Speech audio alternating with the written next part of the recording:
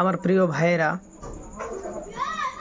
আল্লাহ রাব্বুল আলামিন কোরআনে কারিমে বলছেন, ইয়া আইয়ুহাল্লাযীনা আমানু কু আনফুসাকুম ওয়া আহলিকুম নারা। হে আমার মুমিন বান্দারা, তোমরা নিজে জাহান্নামের আগুন থেকে বাঁচো এবং তোমাদের আহলে আওয়ালদেরকেও জাহান্নামের আগুন থেকে বাঁচাও। তো কোরআনে কারিমের মধ্যে আয়াতে কারিমার মাধ্যমে আল্লাহ তাআলা এটা আমাদেরকে পয়গাম দিয়েছেন যে একা একা নামাজ পড়ব আর আপনার স্ত্রী নামাজ পড়বে না, এই নামাজ দিয়ে জান্নাতে যাওয়া যাবে না ভাই। আপনি একা নামাজ পড়বেন আর আপনার ছেলে ডাব্বু খেলে বেড়াবে, জুয়ে খেলে বেড়াবে, তাস খেলে বেড়াবে, তীর খেলবে, হারাম কামাই করবে, আর ওই টাকা দিয়ে খাবেন আর মসজিদের মধ্যে গিয়ে ইমাম সাহেবদের বিরুদ্ধে তো এই সব লোকেরাই কথা বলে।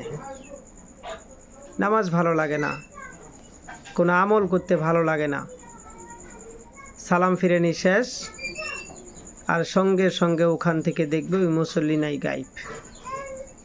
কিবা তো এমন নামাজ আরম্ভ করে দিবে, তালিম করার সময় চলে আসবে, তবুও দেখবে ও নামাজ পড়তে আছে। ও ভুলে গিয়েছে লোক দেখানোর জন্য সামান্য একটুকু কাজ করা, সেটা হয়েছে শিরিক। এটা আমার কাজ, আমার কথা না, আমার রাসূল বলেছেন, লোক দেখানো ইবাদত আল্লাহ তাআলা কবুল করে না। আমার বয়স্ক শ্রোতামণ্ডলী এবং যুবক ভাইয়েরা, পর্দার আড়ালের মা ও বোনেরা, আপনাদেরকে বলছি, আল্লাহর এই কোরআনে কারিমের আয়াত অনুযায়ী শুধু নিজে একা একা 5 ওয়াক্ত নামাজ পড়লে হবে না, সঙ্গে আপনার আহলে আওয়ালদেরকেও নামাজ পড়াতে হবে।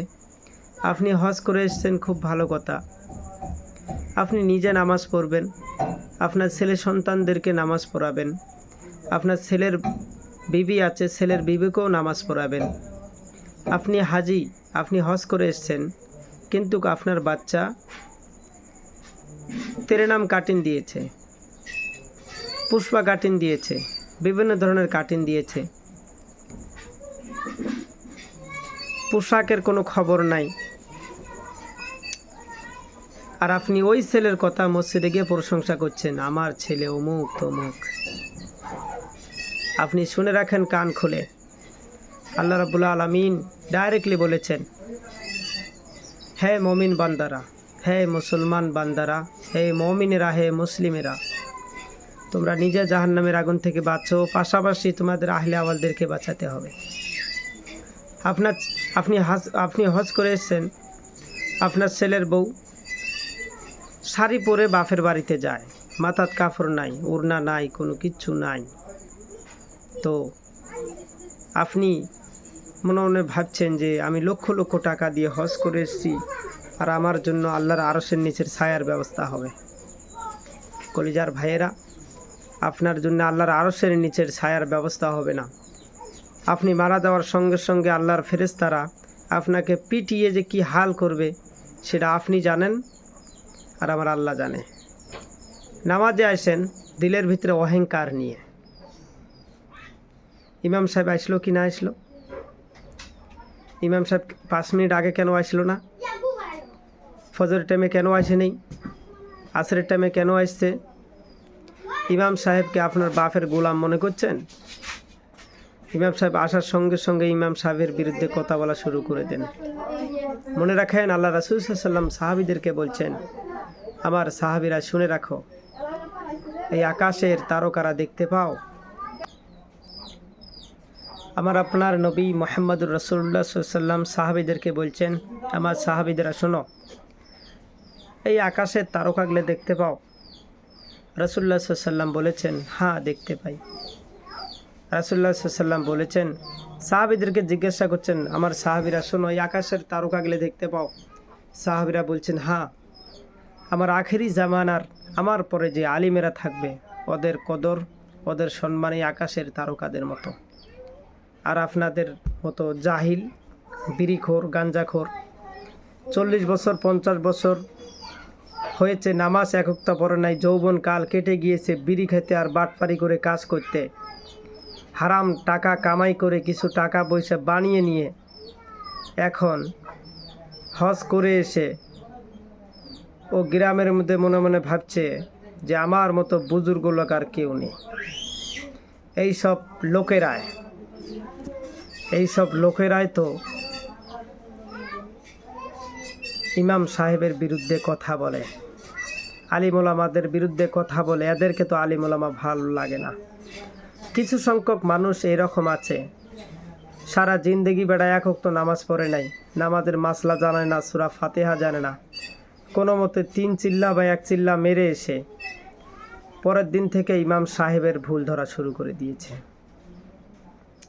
ভাই কথাটা বলছি এই কারণে, এই কথাটা আমি হাউসে বলছি না, আমার এক্সপিরিয়েন্স থেকে বলছি। যেই মানুষেরা ইমাম সাহেবের বিরুদ্ধে কথা বলেন, আপনার ইমামের একটা পশমের যোগ্যতা তো আপনার 14 গোষ্ঠীর মধ্যে নাই, আর আপনি ইমামের ভুল ধরেন। আপনি কাজটা কি করেন? একটা ইমাম, একটা যুবক মানুষ পড়াশোনা করতে বালিগ হওয়ার আগে মাদ্রাসায় গিয়েছে, আর ওখান থেকে বালিগ হওয়ার আগ পর্যন্ত যে সময় ইসলামের হুকুম, ইসলামের কানুন যেই ব্যক্তির উপরে ফরজ হয় নাই, ওই ব্যক্তি তখন থেকে নাবালক অবস্থা থেকে নামাজ পড়া শুরু করে দিয়েছে, আল্লাহর কোরআনকে সিনার মধ্যে ধারণ করেছে, আল্লাহর নবীর হাদিসকে সিনার মধ্যে ধারণ করেছে, পড়াশোনা খেয়ে না খেয়ে পড়াশোনা ডিগ্রি পাস করে এসে সমাজের মধ্যে 500 থেকে 6,000 7,000 টাকার মধ্যে ইমামতি করছে, কিংবা তো মসজিদের মধ্যে ইমামতি করছে বা মাদ্রাসায় কাজ করছে। 6 মাসে, বছরে 6 মাসে একদিন বেতন, তাও মাসের শেষে দেখা যায় 2,000 1,500 2,500 টাকা বেতন। এইসব ইমাম সাহেব এত পরিশ্রম কষ্ট করে চলার পরে গ্রামের লোকেরা বলে হুজুরদের বরকত আছে।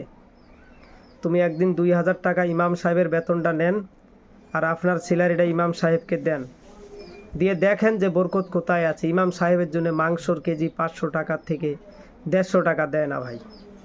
মাছের কেজি একজন আলিমকে 200 টাকার চেয়ে ওটা 50 টাকা দেয় না। এই কারণে আমার যুবক কলিজার টুকরা ভাই ও বন্ধুরকে বলছি, দুনিয়ার মধ্যে যদি কাউকে ভালোবাসতে হয় না ভাই, আলিম ওলামাদের ভালোবাসেন, আলিম ওলামাদের পাশে থাকেন, হিংসা ছেড়ে দেন।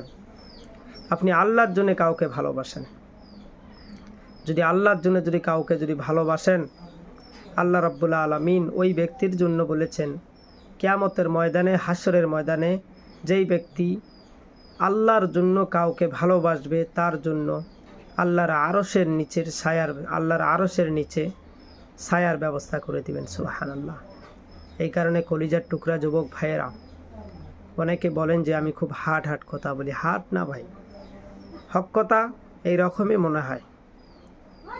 যারা চাকরি বাঁচানোর ভয়ে হক কথা বলে না, ওদেরকে একদিন আল্লাহর কাঠগড়ায় দাঁড়াতে হবে, আল্লাহর সম্মুখে, আল্লাহর সামনে জীবনের হিসাব কিতাব দিতে হবে যে আপনি বলতে পারতেন, কিন্তু চাকরি ভয়ে বলতে পারেননি কেন। আল্লাহর কাছে আপনাকে জবাব দেওয়ার জন্য রেডি হয়ে থাকবেন। এবং যুবক ভাইয়েরা, ওদের উদ্দেশ্যে বলছি, আপনারা কেন বলেন যে চিল্লায় যাব তারপরে নামাজ পড়ব? হায়াতের 2 সেকেন্ডের ভরসা নাই, আপনি চিল্লার কথা বলছেন। 40 বছর 50 বছর পার হয়ে গিয়েছে, এখন তো আর কোনো কাজ করতে পারে না। এখন বলে কি যে চিল্লায় একটা দিয়ে আসি নামাজ পড়া শুরু করে দিই। আপনার যৌবনকাল কি ইন্দুরে বা বান্দরে খেয়েছে? আপনি যৌবনকালে এক ওয়াক্ত নামাজ পড়েননি, আল্লাহর কাছে সিজদা দেননি। এই 40 বছর 50 বছরে যেগুলো নামাজি আছে, যারা এই সব লোকেরা যারাই নামাজি আসে, এই সব লোকেরাই মসজিদকে বিশৃঙ্খলা সৃষ্টি করে। এরা কিছু পেতেই না পেতে আলিম ওলামাদের বিরুদ্ধে লেগে যায়। সমস্ত উম্মতে মুসলিমার ভাইদেরকে বলছি, যারা ভিডিওটি দেখবেন, সবাই অহংকার যেন আমাদের দিলের ভিতরে না থাকে।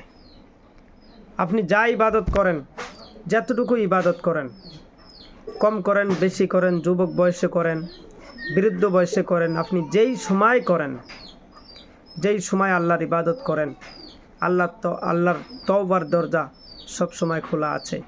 আপনি যে সময় চাইবেন আপনার তওবার দরজা আল্লাহ তাআলা খোলা রেখেছেন। মেরে দোস্ত, তওবা করে ফিরে আসেন, আল্লাহ মাফ করে দিব।